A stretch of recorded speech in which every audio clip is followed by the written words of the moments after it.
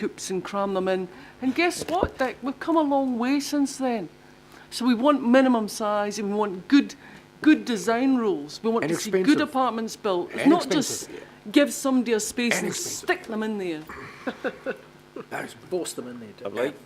Councillor Mike. No, it was just what I said about the Honourable Bob Semple. Oh, who was he? Well, a very famous man in the history of this nation. Shouldn't be asking that question. Of housing. Yeah. And Councillor Christine Fletcher and then Councillor John Watson. Councillor Christo. Thank you, Mr. Chairman. I've actually got a couple of questions of officers on this one because I want to just work through a couple of things. It was the late Astrid Malcolm who really pushed for getting people living in the inner city. 20 years ago, there was a huge discussion about it, and people said, well, we'll reject it. We're talking about the inner city here, and I've got to say, this issue has been the most interesting debate around my family's dinner table over the last few days, because we're about to embark on the largest construction boom in New Zealand's history. So on the one hand, we've got this need, and we know that we need to have a lot of tradespeople that can actually work in the city, have accommodation in the city, not add to the commute in the city, and that versus the fact that it goes against every grain of what we consider the New Zealand way of life and what we've all come out, or our forebears came out to actually have by way of quality. And this is really coming to the nub of the issue that Dick raised at the beginning, and that is, as soon as we go to unpick this, it becomes really hard because we have to move away from some of the fundamental assumptions that I'm assuming the independent hearings panel took in putting the whole package together. And the question I've got to officers is, you've had more time than us to give consideration to this, to come up with these recommendations.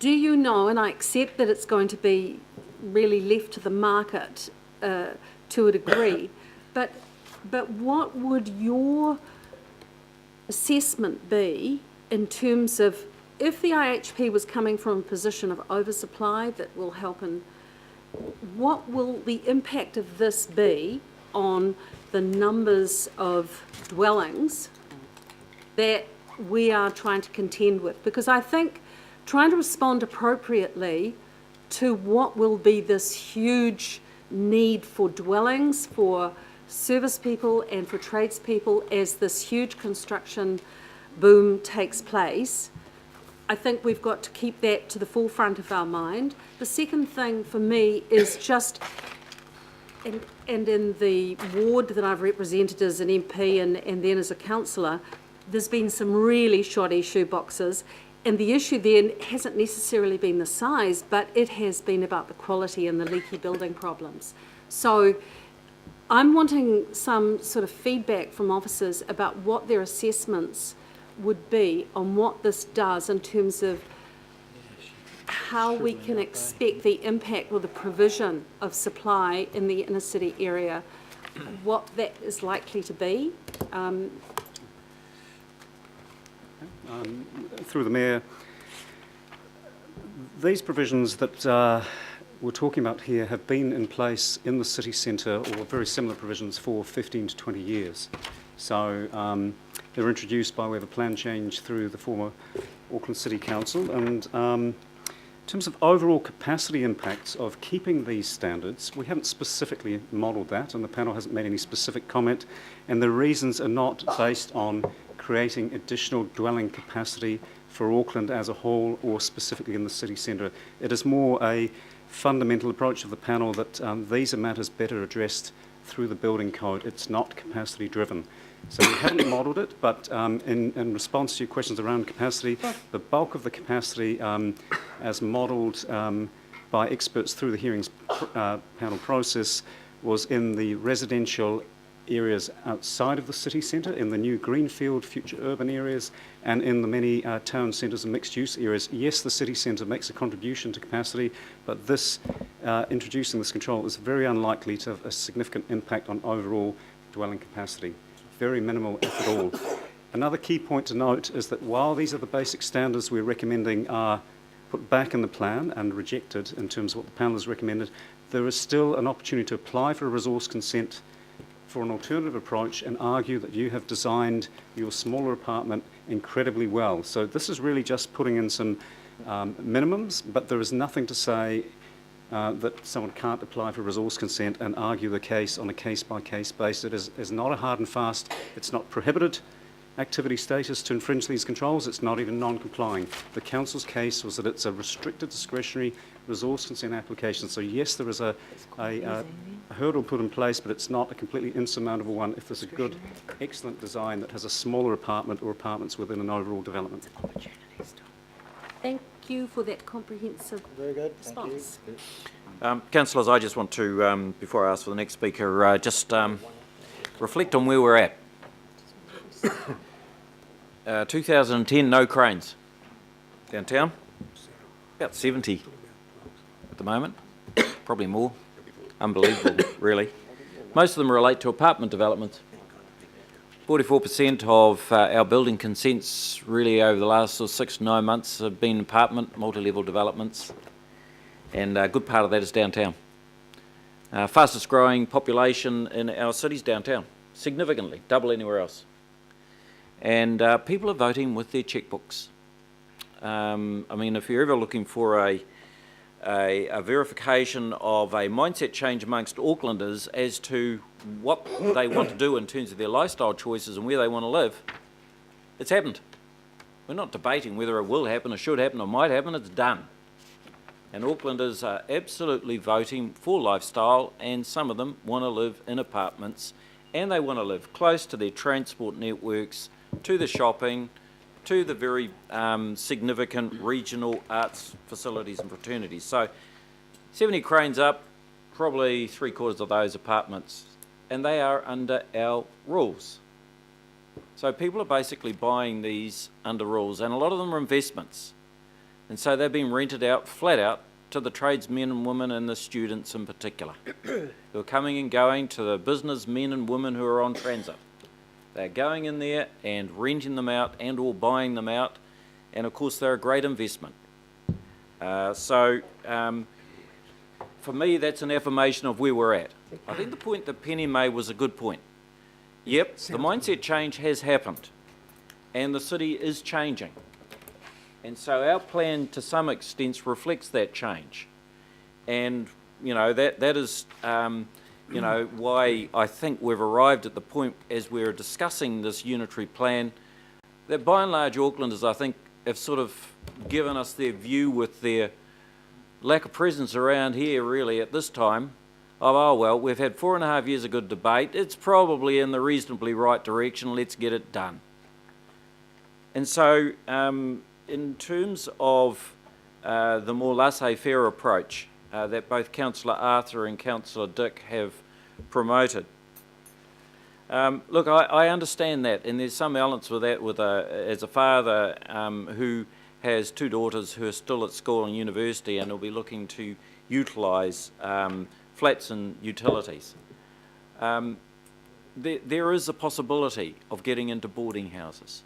There is the possibility within our existing framework to enable those who are starting to get on the ladder or study to actually get into a flat or a unit that might be under the prescribed square meterage. I have no doubt that there will be any number of developers who want to try and do that. And if they do it on the basis of design, that's great. But I think, given the fact that, again, I want to remind you, we're going to review this first unitary plan another 6 or 7 years. Why don't we have a look at how these rules are tracking at that time? And then decide whether or not we are overly constraining the market, or whether, in fact, we've got it right in the sweet spot and the market is telling us, with the amount of units and apartments that they're buying out off the plans, that we got it exactly right downtown.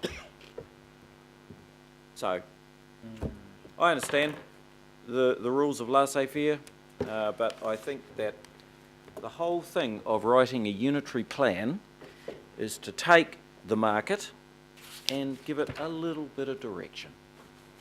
And I think our community generally is saying, we're going through change, we accept that, we acknowledge it, some of us are participating in it, but why don't we just take it one step at a time?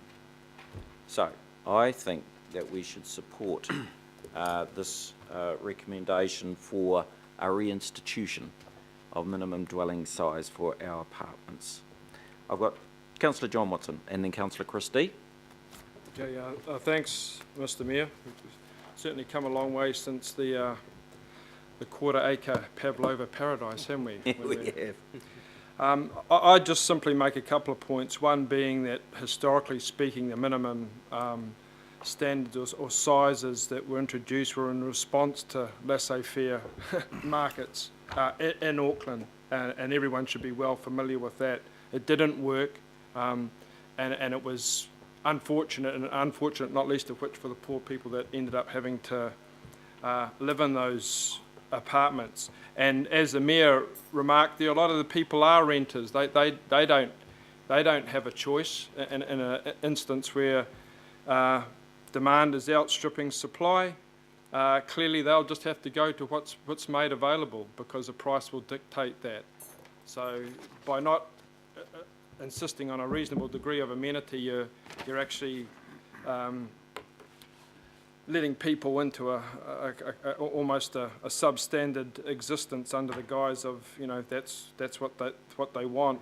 We have plenty of examples internationally of bigger cities where you have some horrendous prices for for living in a cubbyhole or something like that, and that's what we would be inviting here, just inflated prices for substandard living quarters. So I think this is, it's a minimalist approach as it is, but at least it's not bending to the demand of let's leave it to the market, because that doesn't work. Okay, Councillor Chris D. Thank you. Interesting overlap with an earlier item where we decided to dispense with the daylight admission, and that of course offers a spatial feel in an apartment which has been totally overlooked. And I didn't support for that deletion, though I didn't speak strongly for retention either.